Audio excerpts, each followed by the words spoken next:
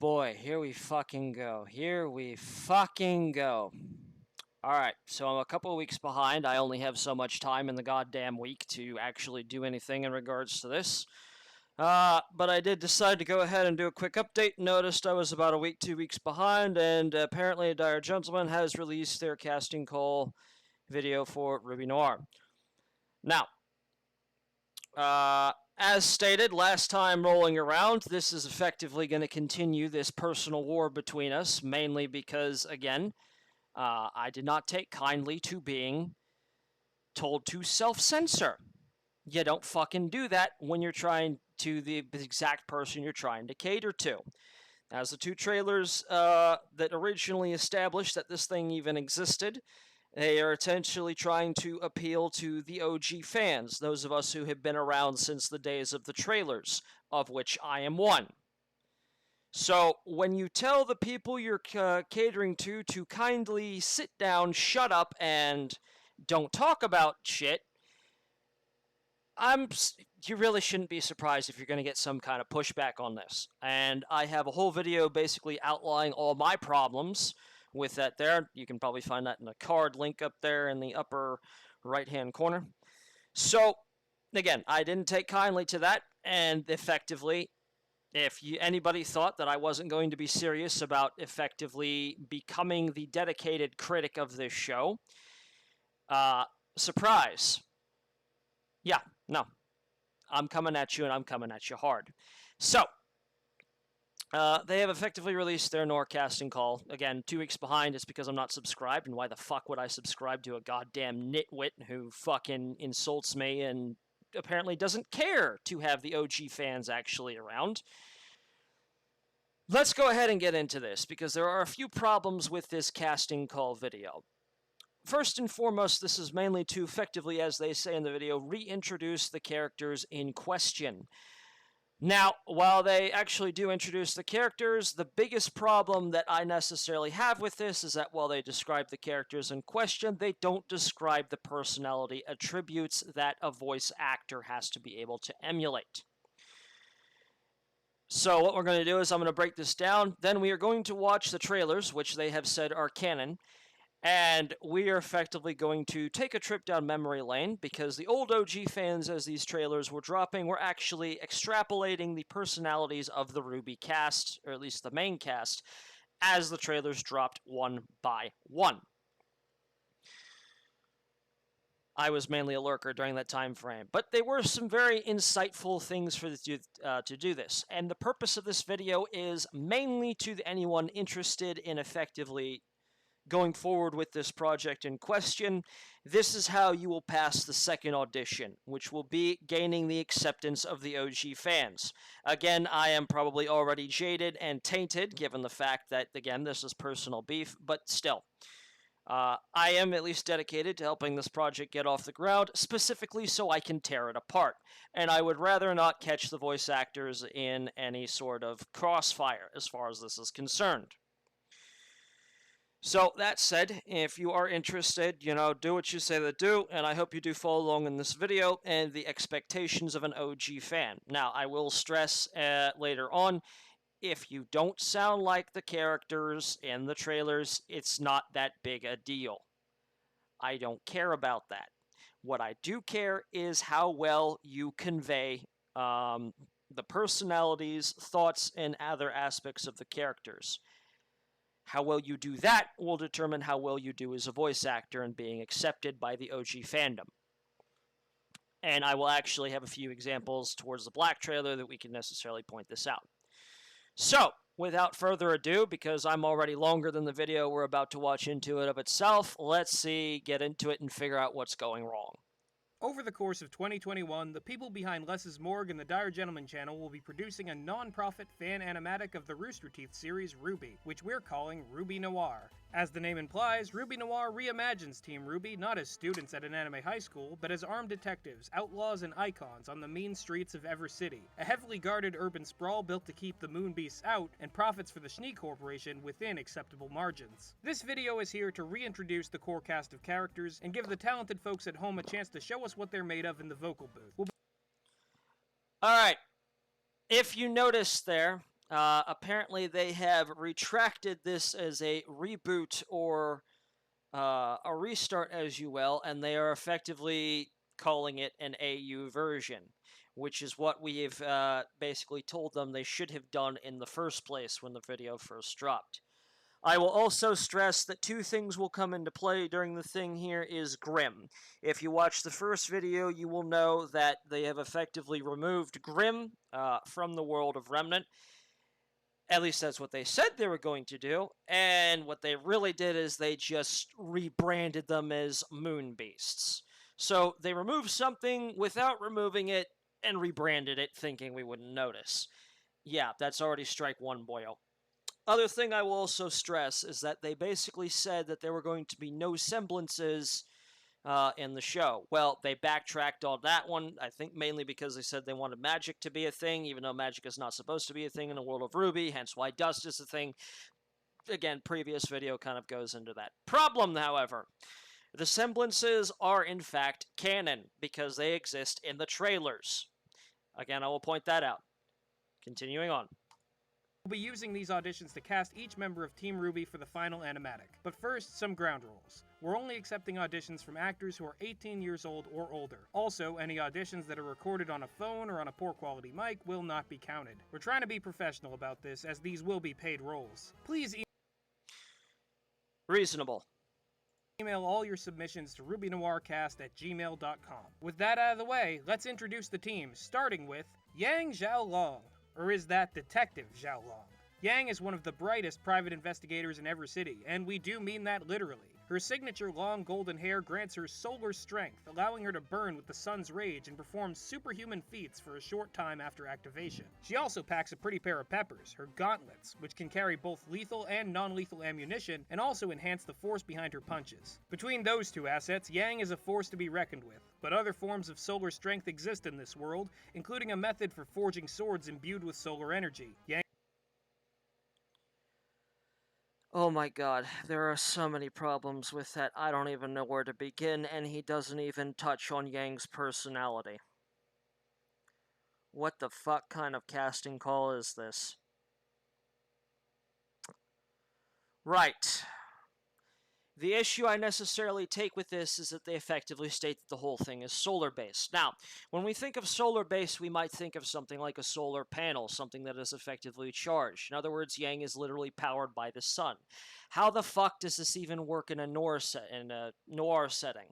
It doesn't really. The whole thing behind a noir setting is that it's basically focused more on shadow play and darkness. Solar doesn't really play into it. This is why it did so well in the black and white era. Because what it is meant to do is that you mainly see the noir genre focus more around mystery and suspense. Because that's what it does. It taps into the human's primal fear of the dark, what we can't see. And it can see, if you look at a lot of iconic noir scenes, you see how it conceals and, hides things. And it does this to build a sense of mystery, to build the suspense, and, as I said, just tap into that primal human fear of the unknown hiding in the dark. How the hell this works with somebody who is effectively solar powered, it doesn't make a whole lot of sense, especially given that Yang is apparently not the only one who does it. And again, we know nothing of Yang's personality beyond what we were just told, so the way it's reacting, it's expecting like the cast and the individuals trying out for the auditioning for these roles in particular have already seen the trailer. Not exactly. It's lazy and it doesn't make a whole lot of sense. Okay, I think we just got done with Yang. I think next up is Blake. I've already seen this a few times, so I know what's coming up. All right, Blake. Blake's up. Yang better not take her gifts for granted is all we're saying. We're looking for an actor of Chinese descent to... Okay, still working on Yang. Yeah, basically alluding to Yang having her arm cut off again. I thought you said that Season 3 wasn't going to be canon, guys! Jesus Christ. Okay. To play Yang, so if that describes you and if you'd like to audition for Yang, send us your reads for the following lines. Next up is the fairer half of Okay, as I said, still doesn't tell us anything about Yang. the most ruthless mercenary duo this side of Evercity, Blake, Beauty, Belladonna. Blake is a young woman raised among the disciples of the mysterious Ville de Chat, a distant nunnery where the sisters train themselves to mimic the movements and abilities of cats, mastering secret techniques of stealth and misdirection, which to the untrained eye can border on the supernatural. So, you want to make a world where the supernatural is a thing, and then...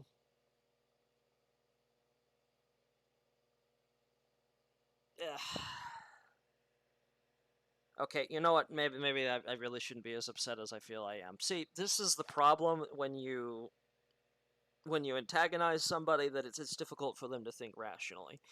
In a way, it kind of makes a bit of sense, but when you have the supernatural already in place, just roll with it. Go full throttle. She's a cat ninja, essentially, though she grew tired of Ville de Chat's harsh restrictions on her lifestyle and fled, eventually becoming... As I mentioned in the previous video, yeah, because reasons. And it has to do with the fact that how the whole White Fang fauna subplot fell completely flat. It would work here. It would work. The problem is that they're afraid to touch it. You can't be afraid to touch these things, and you can't be afraid to deal with them properly. And that's one of the problems of the original. Again, previous video, go watch that one. The partner of one Adam the Beast Torres. If you'd like to audition for Blake, send us your reads of the following lines. Now make way... Again, doesn't tell us a whole lot about Blake's personality, what she's thinking, and how that's going to convey on anything. Seriously, the Black trailer is going to be one of the best representations of the power of a voice actor. Again, I'll get into it. Let's finish this continuing. Way for a real celebrity. Weiss Schnee is the unmistakable heiress of the Schnee Corporation, and her image is used in advertising across the whole of Evercity. Best of all, she even performs live concerts where the rich and famous can hear her sing. Her distinguished beauty and grace is matched only by her command of her family's magical glyphs. Long ago, when the moon was whole, the art of glyph manipulation was far more widespread, but a simple look at the night sky can tell you that those days are long since over. Weiss is one of the few living people in this age with the privilege to use this lunar power. If you'd like to audition for Weiss, send us your reads for the following lines. Again, tells us nothing about Weiss personally.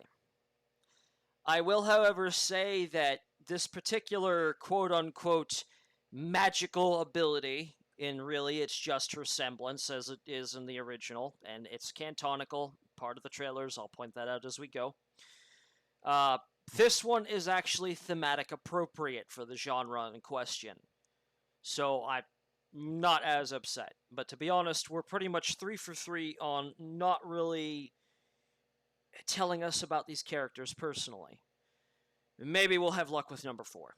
Last, but certainly not least, is Yang's lovable little sister, and a prodigy weaponsmith in her own right. Ruby Rose is a 19-year-old girl who moved to Evercity to help her sister solve crimes and stay out of trouble. She never goes anywhere without her custom-made scythe rifle, Crescent Rose, which is one of the deadliest weapons ever designed. Ruby has grand dreams of fighting evil, most especially the grim and gruesome moon beasts which have plagued the world since the end of the Age of Light. Her story is yet to be told, but maybe there is victory in this simple soul. If you'd like... What the fuck? How can you get a 3-strike screw-up and then actually succeed? I don't fucking get it. Just... This is the level of inconsistency that has been a problem with the main series as a whole. How is it that you can tell us nothing about the first 3 and then nail it with Ruby herself? See, we know things about her. We know that she came to the city specifically to join up with her sister. So we know that she cares about her family and keep her out of trouble. We know what she aspires to do, and she has dreams, so she wants something beyond her regular motivations, which can help drive some conflict down the line. And it's the traditional "I want to be a hero" thing that's, you know, canon to the main series, which not a bad thing, not a bad thing. But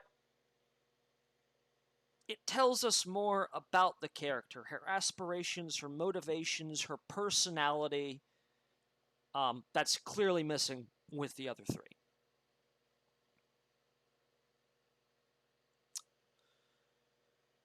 Okay. To audition for RWBY, send us your reads for the following lines. And that about wraps up this video. If you'd like to see the results of the casting call, get the latest news on RWBY Noir, or follow along with any of the countless other things we do, subscribe to the More shilling. Dire Gentleman channel and hit the notification bell to actually subscribe. We'd love to have you on board for every development of this fantastic new project, because when you're watching the Dire Gentleman channel, you're getting more than just reviews. Thank you so much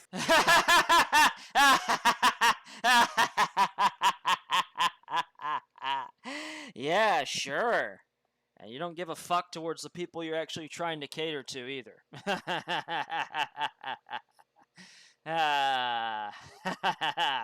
Alright. Okay, I think I bashed on about that enough. Okay, so that's the fucking casting call as far as that's concerned. Now, we're going to go ahead and move on to the other half of this video that I'm going to go ahead and get into. See, when the trailers originally dropped, and those of us who were there at the time of dropping, like, you know, you're probably going to see the dates in the videos itself. The year is 2013, long before all this progressivism bullshit basically got started and corrupted the poor show that is RWBY into what it is now, because this was back when entertainment was entertainment and not a fucking propaganda platform. And unfortunately, Rooster Teeth fell prey to that, and it basically poisoned RWBY. Monty tried to get his baby out, but unfortunately he passed away before that could be a thing. Big sad. Alright, so what's going to happen now is we're going to take a trip down memory lane. We're going to watch all the trailers. So for those of you who are interested in actually conveying the characters' two personalities as canon-wise, at least as far as Noir is concerned, the trailers are all canon. So this is the expectations of the OG fans about, you know, how the characters, about what we expect from the characters into and of itself. So I'm actually going to correct this issue and showcase how it should be done. Alright, first up is the red trailer itself. They start in order from red, white, black, and then yellow.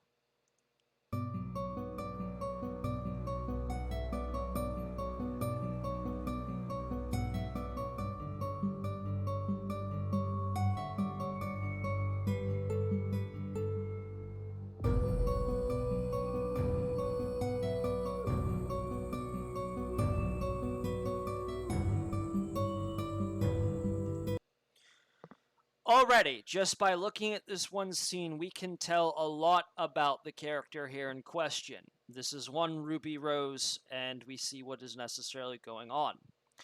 Now, you can actually tell... Now, here's the thing about the trailers.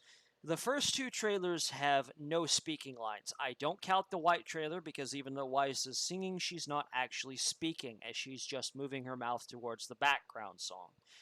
It's not really a speaking thing. You'll see what I mean. There's a difference between the white as well as the black and yellow trailers. This one has no speaking lines whatsoever. But there is a lot we can infer from minor things here.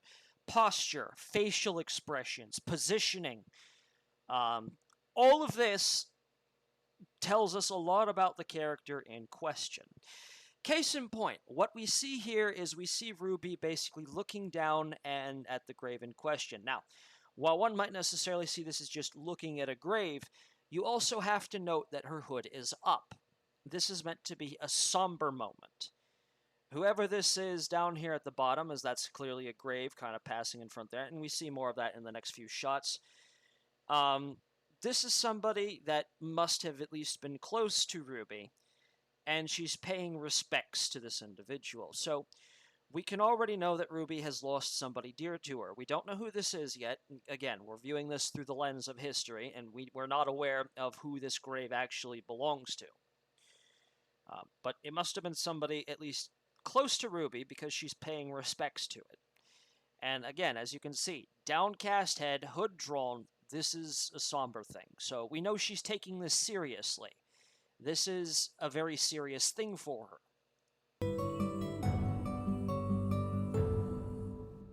Red like roses fills my dreams and brings me to the... Note, head is still downcast, hood is still up. Might actually be a thing against the cold, but at the same time, again, we know that this conveys a sense of loss. She has lost something dear to her. place you rest. White is cold and all. Okay, did y'all catch that? In the lower right-hand corner about here, something just ripped past, and she's walking slowly as if unconcerned. Ways yearning. If you saw that crossing the screen again, that was the bird. In each of the trailers, there is a crow that flies through here. Now, it's speculated that it's either crow or raven because we know what happens in the future. But for the time being, that's one of those things that you see here. Now, we know RWBY is walking. We're not sure where. We know it's at least from the grave. Maybe she's going home. Maybe she's just somewhere else. We don't know for certain.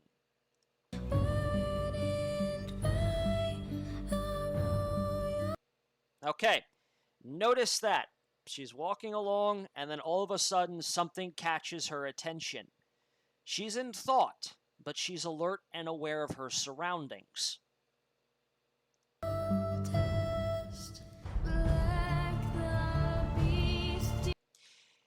Okay, Beowulfs, these clearly do not have the best intentions for our girl here.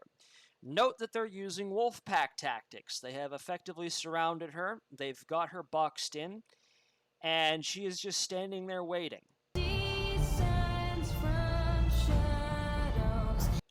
Notice how her head up here is twisting around. She's taking in her surroundings.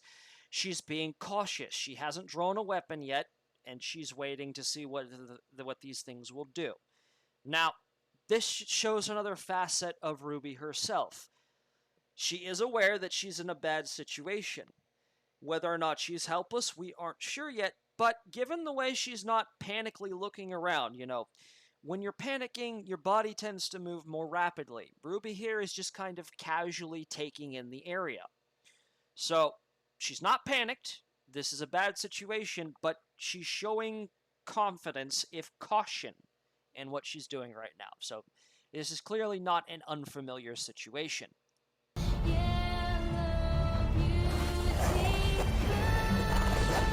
Semblance!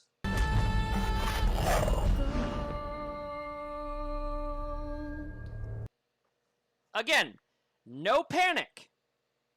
Absolutely no panic whatsoever. This is not a new situation. So this tells us that she is very clearly used to combat.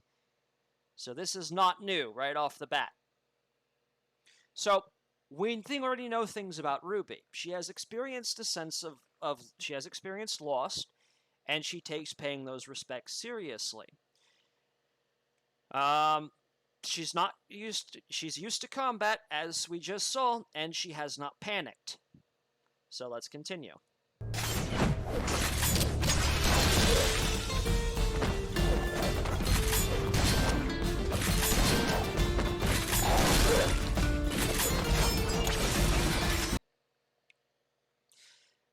Again, no panic. She takes her time. We know she's patient. We know she's cautious, especially in the middle of combat. One thing I do want to point out is where RWBY is concerned is that this is an all-combat trailer. We don't necessarily see what she's like in social interactions. But we can tell so far that, she's used to combat. She hasn't panicked at all, and she's patient. Slow, deliberate movement. She's not wild and crazy all over the place.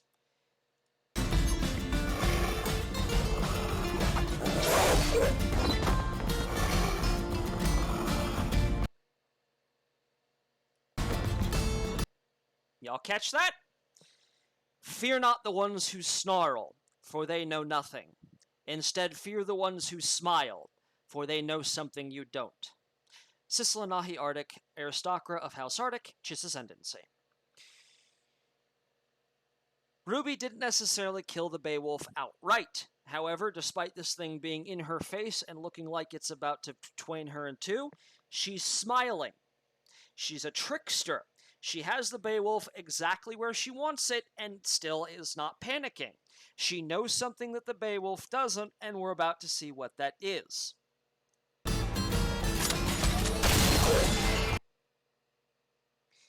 She fired the scythe while still in scythe mode. Now, for those of us who have been in the OG fandom for a while, this is, if your mind is blown, so was ours back in the day. Like, this is unprecedented. We did not really think that this would be quite a thing. And this is where we start to see the real core combat style of RWBY herself. But as we can already infer from the previous smirk, she's a trickster. She's not necessarily somebody who is an upfront fighter. She fights dirty. She likes to use little tricks and kebabs herself, and that might transfer into her social personality. She's a prankster. She likes to play tricks on people. We know that she likes to put off this persona that make people underestimate her, so she can effectively pull one over on them, and she enjoys it. That little smirk we saw was the cat that ate the canary.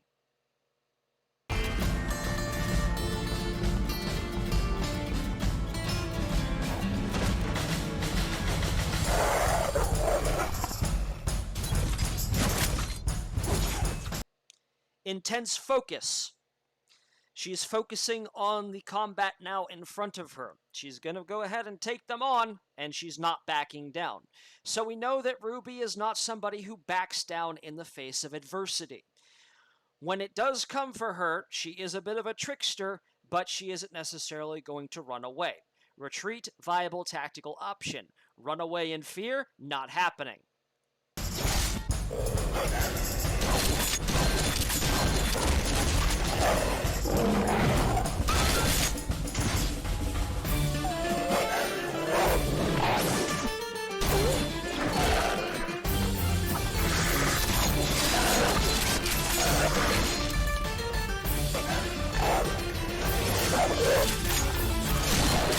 And there we see it again, another trickster moment. Even though she effectively has that one caught in the middle and it has her dead to rights, she waits until the exact moment to effectively get a sweet multi-kill.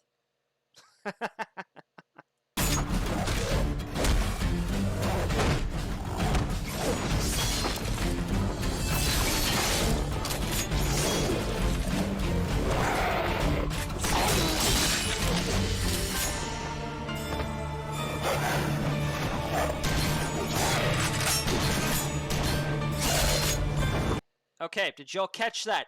Moment of panic. RWBY is confident. She's not cocky. She realizes when she makes mistakes and adjusts accordingly. In this case, you notice that she saw something as a heads up and knew that she had just made a mistake. Now she's already in the middle of trying to recover from said mistake. Confident, not cocky. There's a difference. Now, it's also important to notice here, you saw how quickly she recovered. This shows us what happens when she faces a setback. This is important to note. When she faces a setback, she is extremely quick to recognize her mistake and is quick to rally.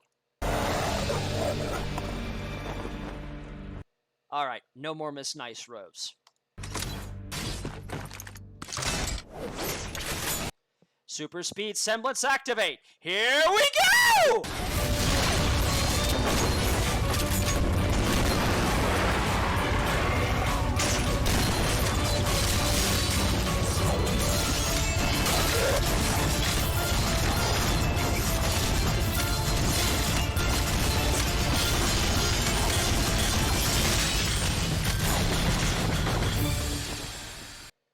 action pose. Now, I will note that this whole action pose thing is specifically for the audience.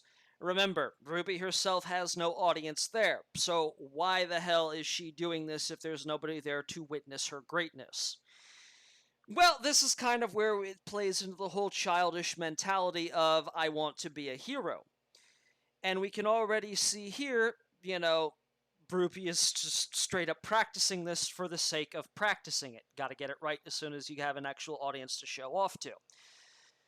But the whole thing here is effectively to kind of convey that. It's because she's not even speaking about it, it's a way to be humble, but at the same time brag, yeah, I know, I can be kind of a badass. So, this is effectively the end of the red trailer itself.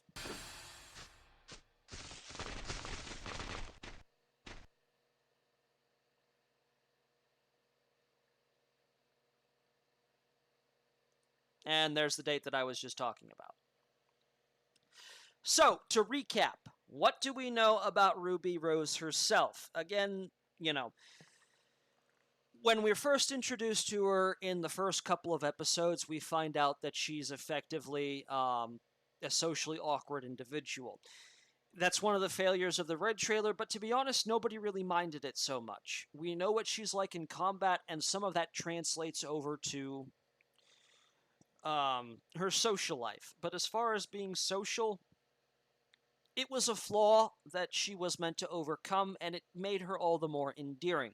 She wasn't perfect. She had those particular flaws that, people could relate to. Being an introvert and socially awkward, that was kind of her thing. But we see in combat, in highly stressful situations, she's patient, she's confident, not cocky though, and she's a trickster. She lives for the little moments where she can effectively pull one over the enemy. That might translate into her social life as well. She enjoys pulling pranks on people. And when people effectively push her buttons or push her into a stressful situation, she's more confident than she would be normally, at least as far as the canonical thing is. Whether or not that's her default social persona, I'll let Dire Gentlemen have that one. They could probably keep it as is. They could change things up. Again, it's kind of where the trailer falls a little bit flat there, but it wasn't a bad thing that they went with the introverted, socially awkward thing. It was an endearing flaw, something for RWBY to work on. And given that this is meant to be kind of a team series, it's something she can overcome. Alright, rolling on to the next one.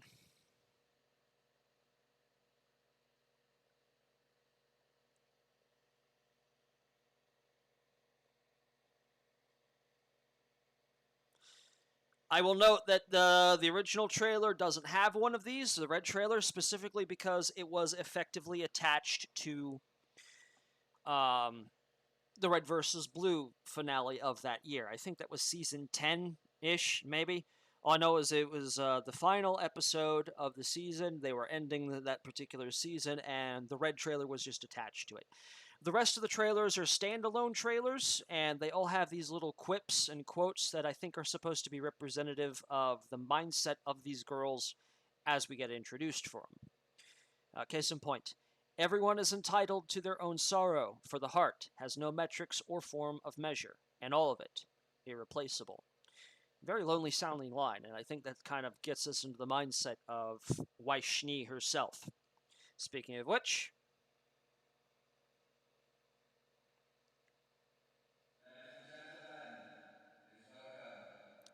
Weiss Schnee.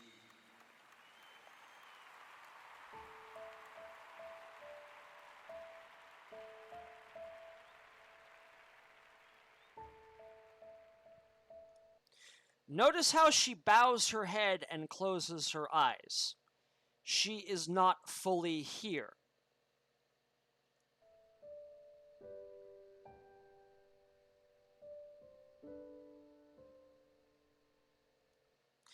I want to take a note here. You probably can't see it very well because of all the lens flare, but pay attention to the emblem here on the back of her shirt.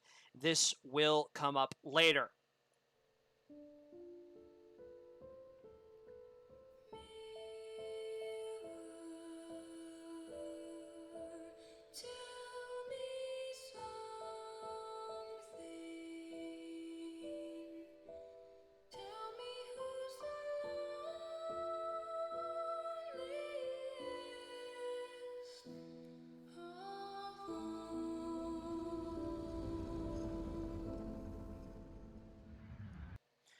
Now, I will note that this is effectively kind of a transition as part of the whole theme between Weiss being Snow White, the introduction of the mirror itself. This is a transition. Like I said, her head is bowed, her eyes are closed. While this is maybe a technique to allow her to formulate on the song, she's clearly not in the auditorium. She is somewhere else entirely. This entire thing could effectively be a metaphor for her memory, which is what she's experiencing right now. She is in her own head at the moment. She is not in the auditorium, and we can see that she is clearly focusing on something else.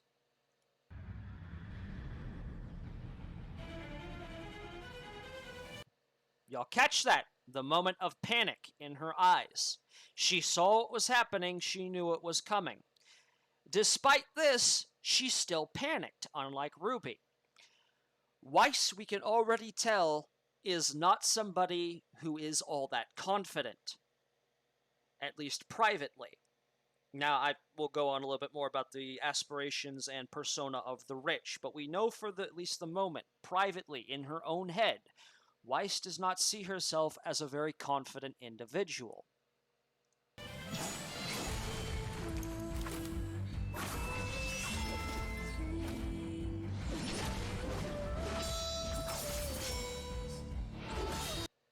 All right. Again, not very confident in herself. We saw from the first few couple of shots that she was focusing on that. When she's in the zone and is able to focus, she is confident. But as soon as the tables turn, you can see it in her eyes. She recognizes it, but unlike RWBY, who rallies, she takes a bit longer to return fire.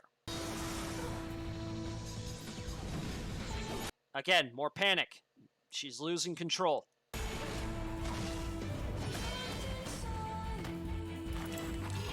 That's 3 hits already, and she hasn't even gotten started yet. So now she's trying to rally up, and she's going to start using her semblance here.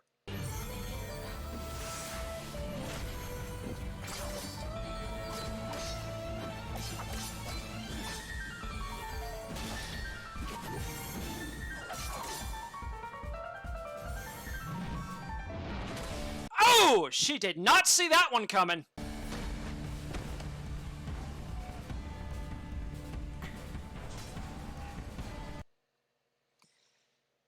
This is where it really starts to hit home, and you start to understand just how unprepared Weiss feels for this. Yes, she is trained. Yes, she is capable. But she's so consumed by her own head that she can't rally. And while RWBY took a single hit, RWBY immediately came right back swinging.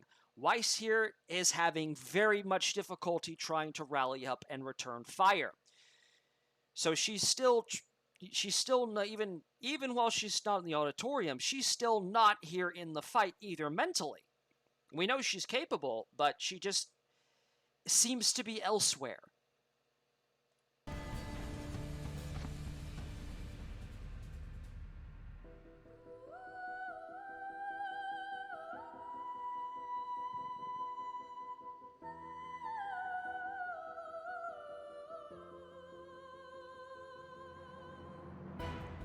And this is how we know that this is a staged fight, because if those were the Beowulfs, they would have been on top of her and ripping her apart. Instead, the knight is just standing there, waiting. I will also note here that this is actually the first time in the memory we actually see Weiss's, what is that, is it her left? Yeah, that's her left eye. Now, we've seen the scar, but we've never been able to get a good look at her left eye while in the memory. This is the first time we've seen it. So for all intents and purposes, this could be where she got the scar. We don't know. It's really difficult to actually see this.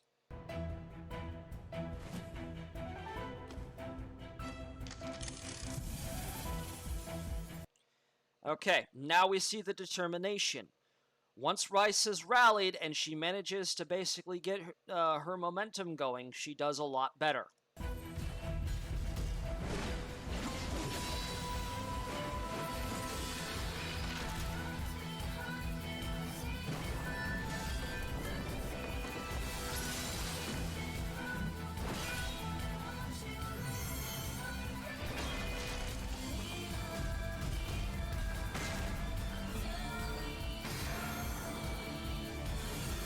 Semblance!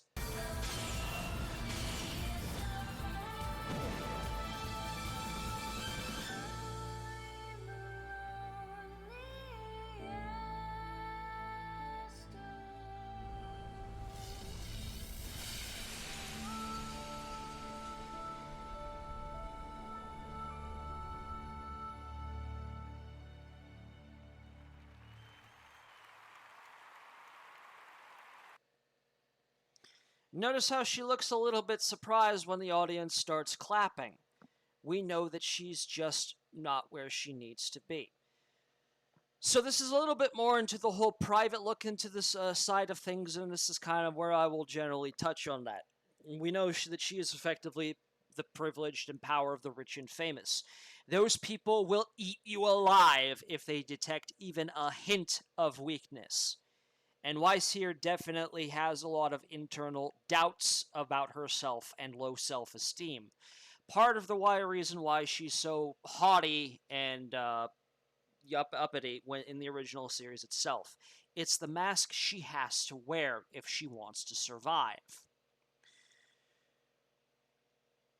This does, however, point to a very important facet that I want to make absolutely clear. Weiss herself is a very intelligent young lady. When you have people like that that are so consumed inside of their own minds and whatnot, it's usually a trait of the people who are intelligent. They spend so much time thinking that they think about themselves a lot. And this is also another trait of those who are perfectionists. So we know that Weiss is also a perfectionist as well. She's very critical of herself. She is her own worst critic, and that basically contributes to her low self-esteem. We know, however, that she is as capable or more capable than she needs to be in order to survive, though. Once she kind of gets her momentum going, we can see just how capable she really is. So that's part of it there into and of itself. Continuing on.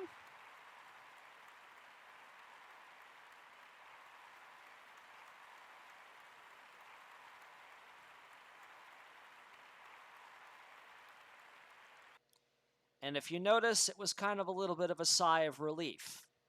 This is apparently very stressful to her, being out here in the open like this. Yes, she's meant to be a public persona figure. She's meant to be a celebrity. But apparently it's weighing down on her to the point where she's relieved when it's all over.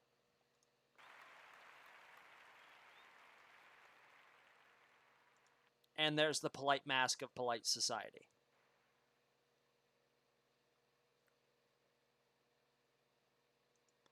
Okay, to recap, what do we know about Weiss Schnee? We know that privately, she is a perfectionist and strives to maintain excellence in everything she does. However, this means that when she experiences setbacks, she has difficulties trying to rally towards that one. Once she gets her momentum going, though, she is an extremely capable individual. And these are hallmarks of somebody who is effectively of the high intelligence persuasion. This is somebody who will use big six-syllable words at random, basically to appear as smart as they believe themselves to be, which I believe Weiss actually is. She is a very intelligent person. She wouldn't be able to survive long in high society without at least some modicum of intelligence. We know that she has to appear confident, but whether or not she's confident in herself remains to be seen. This may be a mask that she has to wear, again, to avoid being eaten alive. Alright, I think that pretty much does it for Weiss there. Next up, the Black trailer. This is where we start to get speaking lines and where I can actually point out the power of the voice actor and what voice actors need to keep in mind when they're voicing these lines, and why I'm breaking this down for the sake of understanding how the character thinks. Because if you understand their personalities of the character in question, it becomes easier to really, well, let's just say, sell the character. And that's what you're going to have to do as a VA.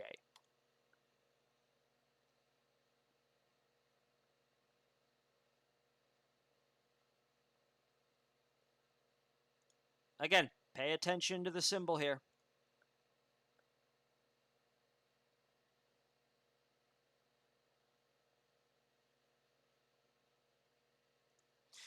Your hopes have become my burden. I will find my own liberation. This is the start of the Black trailer. It's kind of easy to see here towards the end what this kind of necessarily means, and it kind of paints into the dynamic between Blake and Adam. Apparently, things are not well between them, and Blake here is looking to break free. This feels more like an exchange that Blake is trying to have with Adam.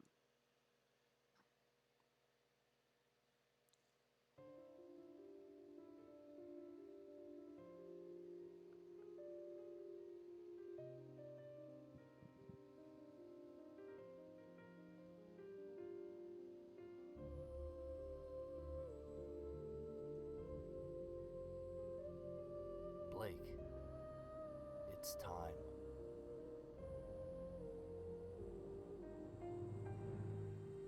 Okay. Such a simple word. 2 letters or 4, doesn't matter what you're doing. Okay.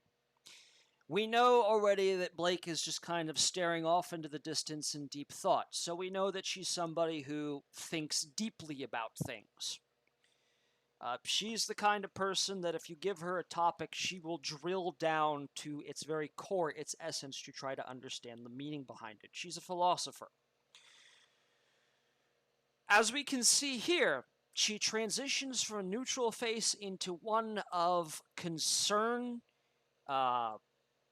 uncertainty. It's kind of really hard to say that, but just that one word, okay, the way she phrases it, volume, tone, cadence. Whatever is about to go down, she's affirming that she understands it, but based on her expression, we're not really sure if she believes in what she's about to do. So she has doubts. She is somebody who doubts things. And that's kind of what you get when you have a philosopher. They like to place doubt on everything so they can really find out what's true and what isn't.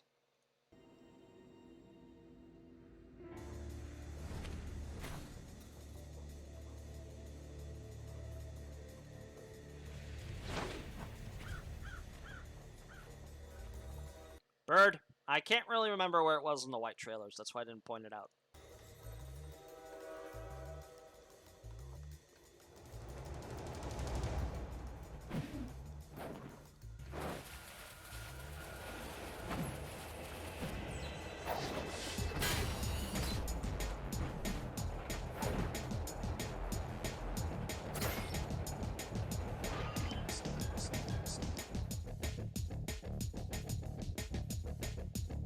Looks like we're gonna be doing this the hard way. Don't be so dramatic. Ooh, sassy child! Meow. Alright, so it was something I meant to touch on earlier and didn't quite get to it until just now, but to be honest, I think it kind of gets into everything here. If you have been paying attention to the run-up up until this point, you'll notice that she's been taking her cues entirely off Adam. Adam is the first one to make any sort of move in any general direction. Blake has always been a follower. Now, we can see here just from this one quip and this one line, she's not a true submissive.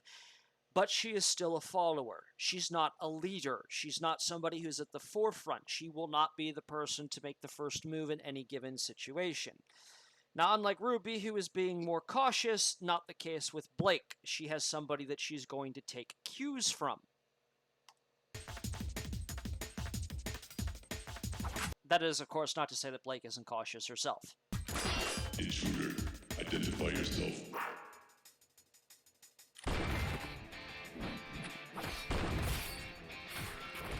My bad. Okay, Smalls, you gotta stop that. Okay, sorry about that, technical difficulties. Again, notice how Adam is the first one to make a move. Then once Adam has made his move, the bots are the next one to make a move into and of itself. Blake is still trying to take cues. This is, however, the first time we start to see her get a move on.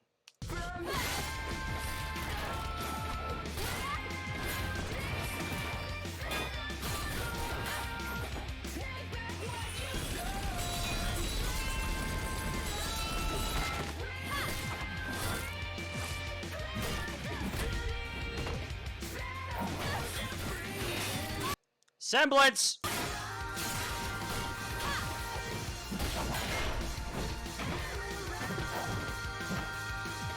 Let's do this. Again, still taking cues.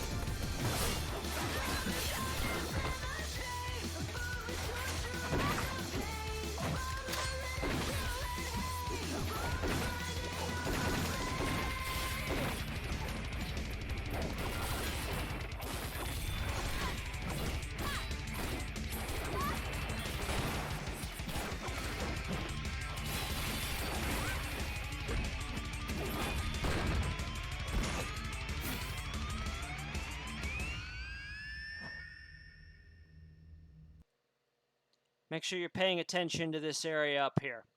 Perfect. Move up to the next car. Did you see it? I'll set the... Alright, remember what I said about paying attention to Weiss's emblem. Look over here. So, we can already tell right off the bat that Blake and Weiss have some kind of connection. There is going to be either a connection or a conflict between the two. Either way, something has to go down. We know that because we can infer it just from the symbols into and of itself. So we know these two are going to be, if not combative toward each other, there's some kind of connection. I don't really know what kind of storyline they might go. Maybe Blake was hired by Weiss to do some kind of investigative boarding just to see what would happen. Can't really explain why Weiss would do that, but I know, Weiss working against her own father, it's a valid thing. Maybe Weiss is trying to have some kind of internal war for the Schnee Corporation against her own father. Hard to say. Whatever the route they want to go, they want to go. But either way, we know there's going to be a connection or a conflict of some kind between Weiss and Blake. It is inevitable. The charges. What about the crew members? Note the concern in her voice and the change in her facial expression again. Blake is not somebody who is comfortable fighting or hurting people that are not a direct threat against her. She understands that there are neutral parties in the world, and that, things aren't exactly black and white. There are shades of gray. There are people who support you, there are people who are against you, and then there are people that are just there. Blake is not somebody who is comfortable, that's the word I'm looking for, with collateral damage. She has been fighting long enough to understand that in order to avoid becoming basically a psycho or a tyrant, you gotta draw the line somewhere. And with Blake, that's collateral damage. If you don't have a dog in the fight, there's no reason for you to be there. And she's not comfortable with that kind of blood on her hands. What about them? Adam, on the other hand, apparently doesn't seem to give a damn.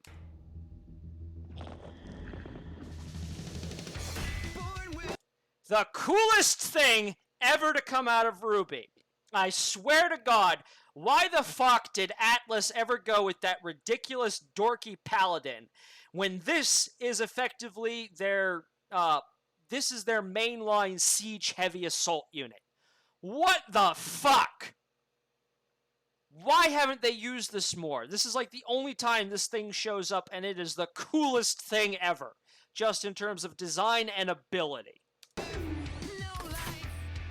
Adam. Blake is apparently very concerned about this thing. She thinks they shouldn't be fighting it. Adam, on the other hand, is still raring to go.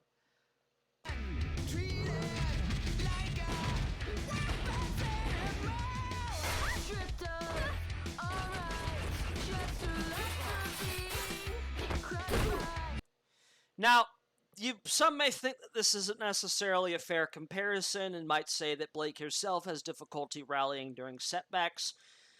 The thing to point out here is that this is more a showcase of teamwork. Blake works well with others, at least those she can agree with. she's not necessarily slow to rally in the case of setbacks like Weiss is. It's that they wanted to showcase the whole teamwork aspect. Blake herself, when she takes other attacks like that, it doesn't necessarily slow her down.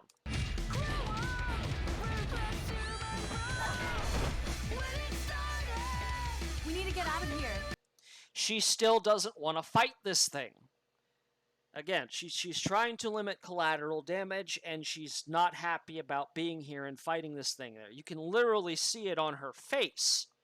So she has her limits, and she recognizes threats that she cannot take on alone.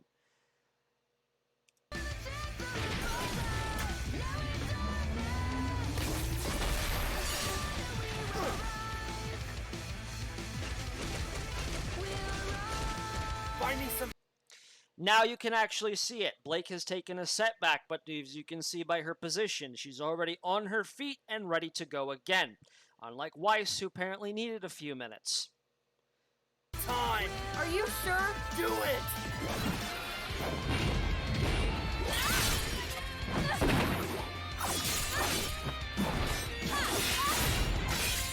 Semblance!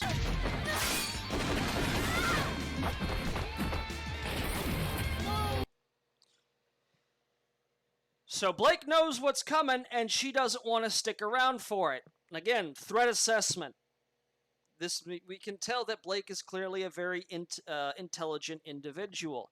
She knows her limitations. She knows what she can't fight. She literally just threw herself to distract this thing and couldn't even make a dent.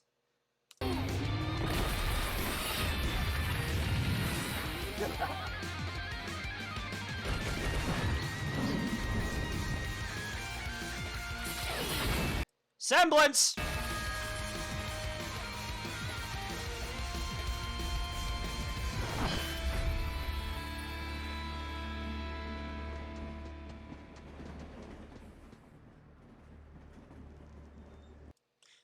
Okay, that hand raise I think was a little bit premature because Adam really I don't think has an idea what Blake is about to do. But shrug. It's one of those things about we know the original wasn't all that good to begin with. It had its issues, ups and downs, but it still had its charm that we loved.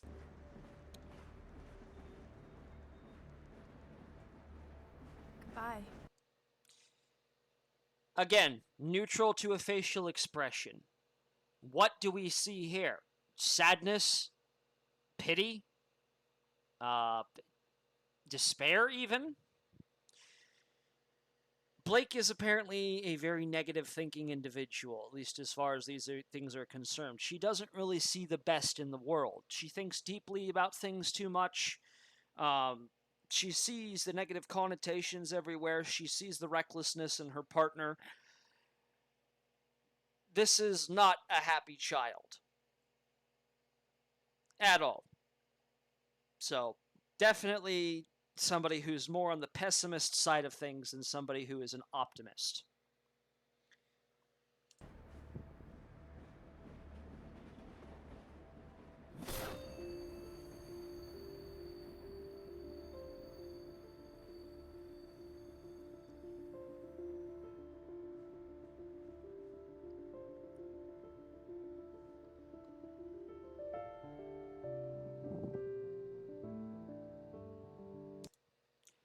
And that's the black trailer. So, to recap, what exactly do we know about Blake Belladonna? Well, she's a philosopher type. She likes to think deeply about things. The problem is that this has apparently made her a bit of a pessimist. She is capable of seeing things in shades of gray, but she doesn't think the best about the world into of itself.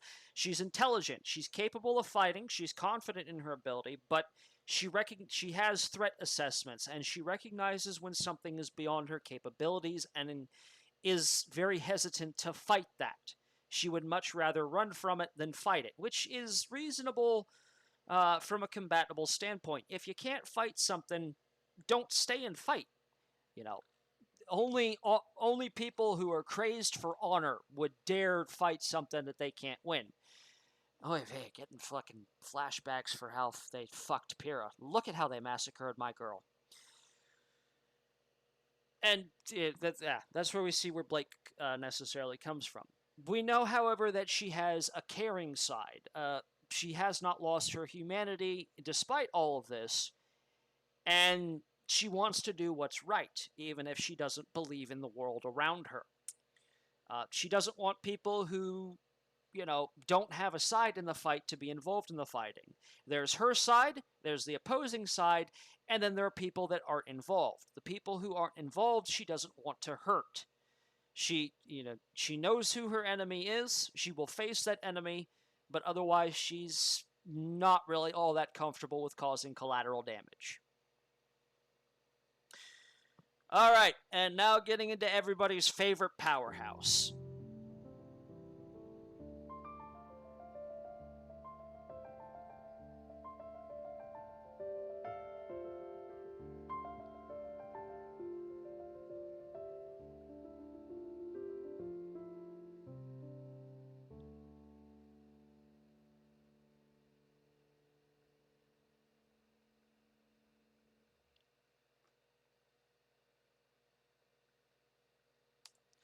Scathing eyes ask that we be symmetrical, one-sided, and easily processed. Yet every misshapen spark's unseen beauty is greater than its would-be judgment. Alright, I'm going to be honest, this doesn't make a whole lot of sense to me. I'm not sure how this really plays into Yang. I'd probably have to ask Monty himself, rest in peace. If I had to hazard a guess, I would say that what this is don't necessarily judge a book by its cover. Again, not really sure how this plays into Yang's personality or the trailer as a whole, but it's just really weird. Alright, let's get a move on.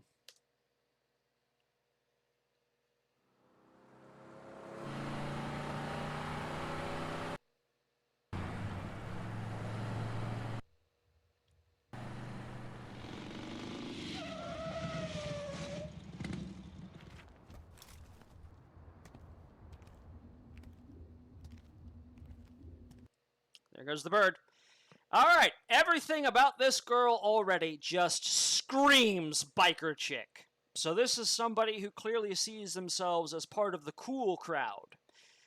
And, they have the attire and the vehicle to match that. So that's where we're getting into it. And this is the trailer that Dire Gentleman is basing the entire genre of noir off this entire series. So, in case you weren't aware, this is it.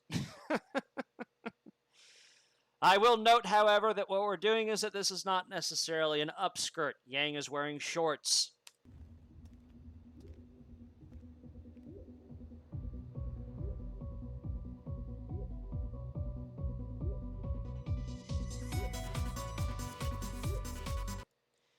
Look at that strut.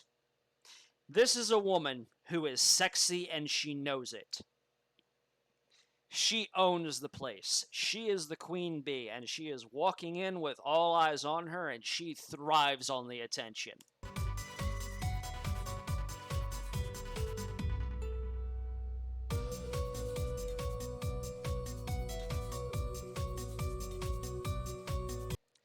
I, the queen bee, survey my kingdom.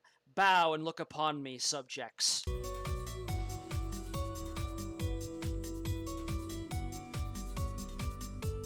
Chekhov's bear, by the way.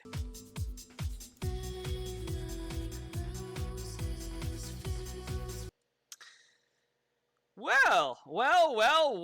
If that isn't a familiar hat and hair and cane.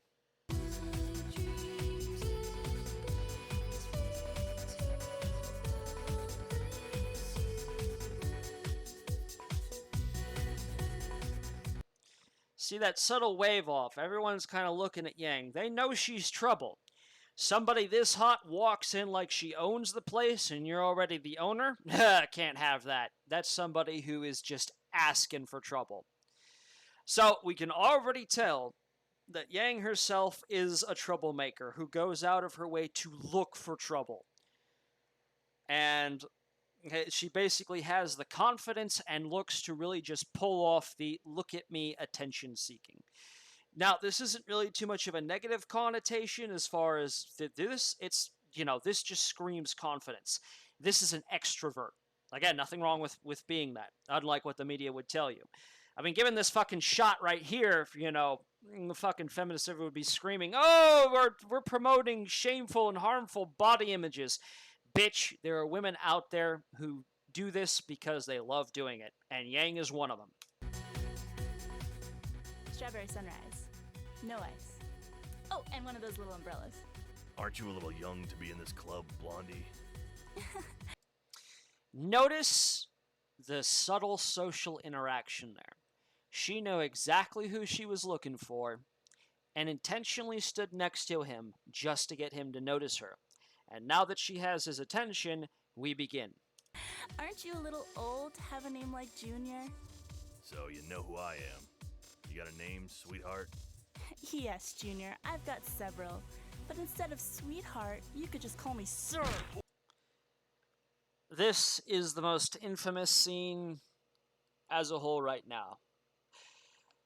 Back in 2013, nobody really batted an eye at this particular scene. We just said, okay! Yang is apparently confident enough to flirt with somebody in one moment and then vicious enough to assault them the next, and basically ensure that she gets what she wants. Unfortunately, 2016 has come and gone, and thanks to the Me Too era, people are now pointing this out as a hypocrisical scene. Basically showcasing how shit's fucked, bro. Here, they basically point out how Yang is effectively sexually assaulting a male, and they'll point out the hypocrisy of women saying, you know, sexual assault is a thing that only women can experience. And I would agree with them. But at the same time, bro, do you really have to turn everything into a fucking political statement? Can we just not enjoy the scene for what it is? Oy. You can see how the show's really gone downhill since 2016. You know, there was a meme about this somewhere that killing Harambe is what started this whole thing. Alright, moving on. People say you know everything. Tell me where I could find her and I'll let you go. I've never seen her before. I swear. Excuse me? I swear, sir. Looks like we have an... Okay. Mrs. Monty paying homage to an old Kung Fu series. Kung Fu Hustle, The Axe Gang. If you haven't seen it, go check it out. It's a pretty hilarious movie. audience. This must be kind of embarrassing for you, huh? Awkward. Again, this is somebody who is in full control of the situation, is confident in what they are doing, and doesn't really care to be... Holy shit, I think I just figured out what the whole quote text thing is. You learn things even almost a decade later. She does not care who sees her. She is confident in herself. Interesting. Well, moving on. Listen, Blondie, sir, if you want to make it out of this club alive, I suggest you let me go. Now. Ugh. You'll pay for that. Oh, Junior, I was just playing with you. Don't be so sensitive. Okay, see, Yang has already gotten what she needs from him. What she is doing now is intentionally antagonizing him. Specifically because of what's about to happen next. Come on, let's kiss and make up, okay? Huh? Okay.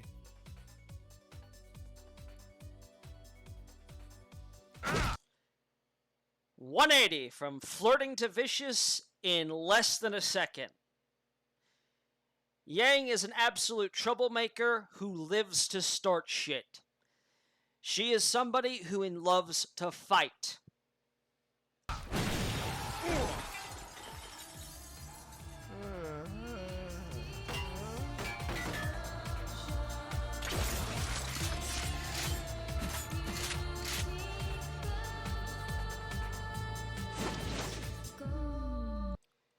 That is the face of somebody who is in their element doing what they love doing best. Yang is a fighter. She intentionally will start shit just so she can get her jollies at punching a motherfucker. Still kind of hot, though.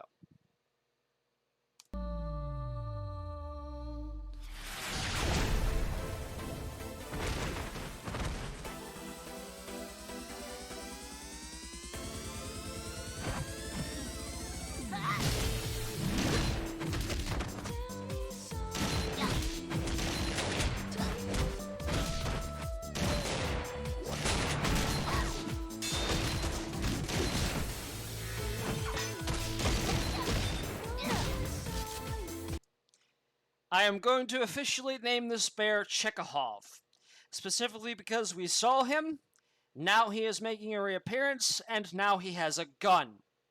Chekhov's gun, meet Chekhov. Yes, I know, I'm hilarious.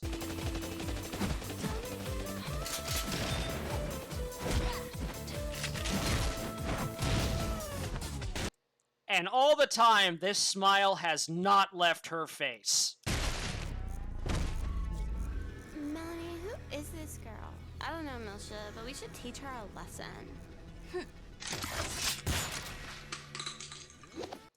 Why do they not do more reload scenes? This is just the coolest thing ever.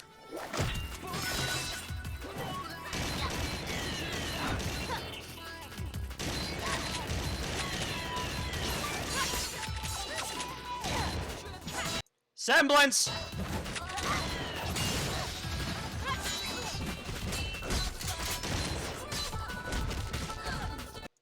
And this is where we see that Yang doesn't necessarily even bother to rally as soon as she takes a setback. She already comes back swinging. Semblance!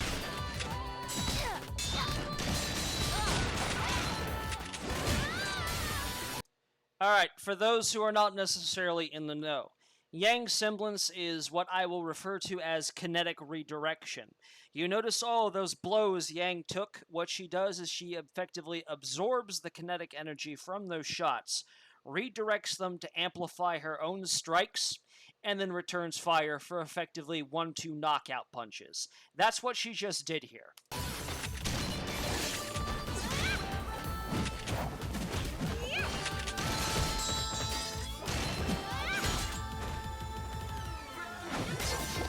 That is the first time you will see Yang stop smiling. This is apparently a serious opponent and she needs to focus.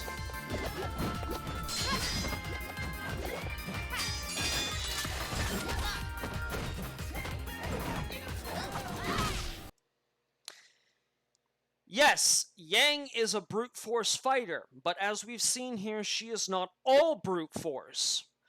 What she did there was effectively disorient her opponent by spinning her around and making her lose sense of where she was. In doing so, it effectively ensured that she would not be able to guard against that kick.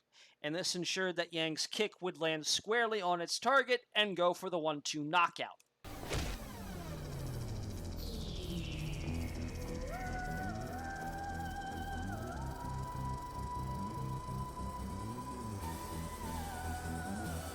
You're gonna pay for this. Ready up, boss fight!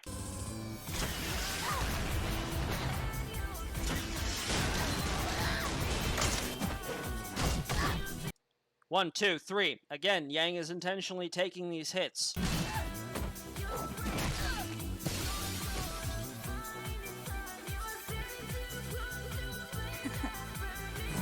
Semblance! Honestly, I actually have to wonder if this is kind of a way for her to self-generate it. Because if you think about it, if she's impacting herself on both fists, that means whatever hit comes out next is going to be a 3x hit. One hits her left fist, one hits her right fist, and then both of them supercharging whatever hit comes out for a 3 times punch.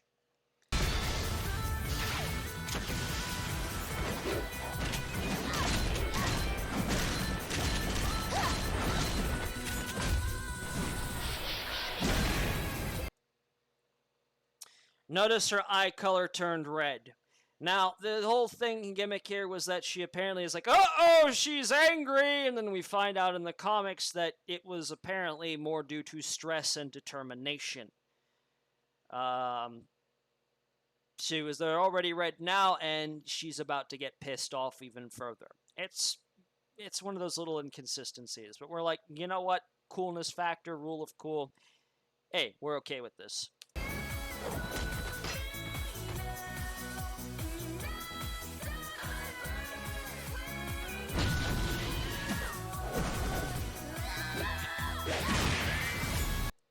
Again, for those of you who are uncertain of what the hell went on, Yang is very protective of her hair. Why? We don't know. But we know it's apparently important to her.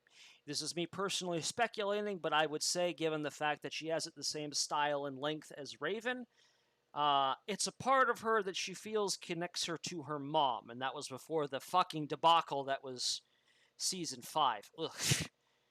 Or was it? No, it was 5, because that's where she actually found Raven. Oy vey.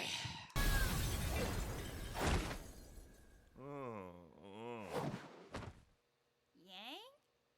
Is that you? Oh, hey, sis!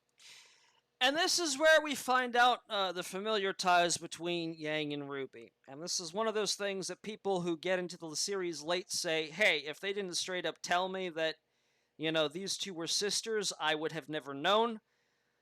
Gentlemen, if you had watched the yellow trailer as you just did with me now, you don't have that excuse.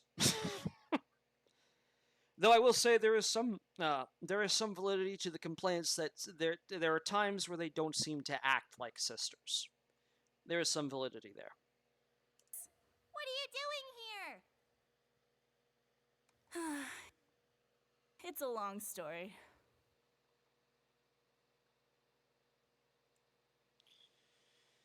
And that is effectively the yellow trailer. So, to recap, what do we know about Yang Xiao-Long? We know that she's confident. She's an extrovert. She has zero hesitation about walking into the place like she owns it, and she is sexy and she knows it. We know she's a troublemaker. Even though she, you know, is meant to be the detective and is meant to interrogate and question people, she's gonna look for a reason to knock a motherfucker out. That's just what she is. She lives to fight, and she is intelligent about it, but at the same time, she can be somewhat reckless. But she can afford to be reckless because semblance! Honestly, that was, again, one of the frustrations I had, and I addressed this in the previous video. Without aura and semblance, these individuals cannot pull off the combat that they have.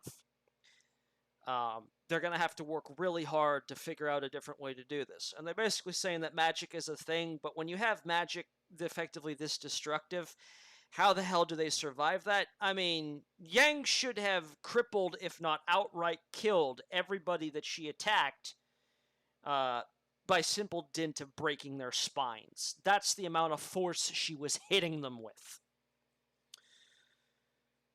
But that's okay, because aura is apparently a thing and kind of helps mitigate that, and it keeps you from being killed outright. Oy. So,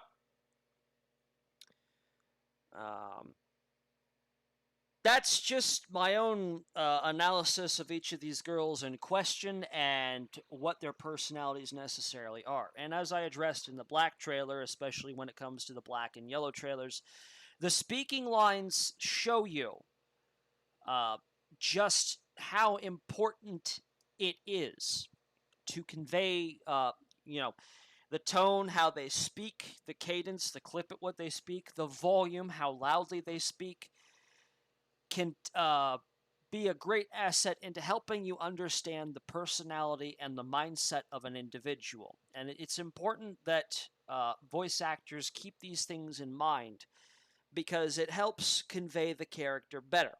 Like, you can read the lines in front of you that are basically there all goddamn day, but if you don't understand the personalities of the characters, who they are, how they see themselves, how they see the world, it can be really difficult to sell the character. So, honestly, I hope you found this video insightful, and I do wish you luck as far as auditioning for RWBY Noir itself. And, again, just good luck. And again, I'm going to say this for the people in the back. It does not matter if you do not sound like the characters in the trailer. We do not care. As long as you convey the personalities they have established in these trailers, you will be fine. Alright. So, with that being said, I wish you all the best, And I look forward to this project actually getting opened up so I can rip it a new one. See you all in the next one.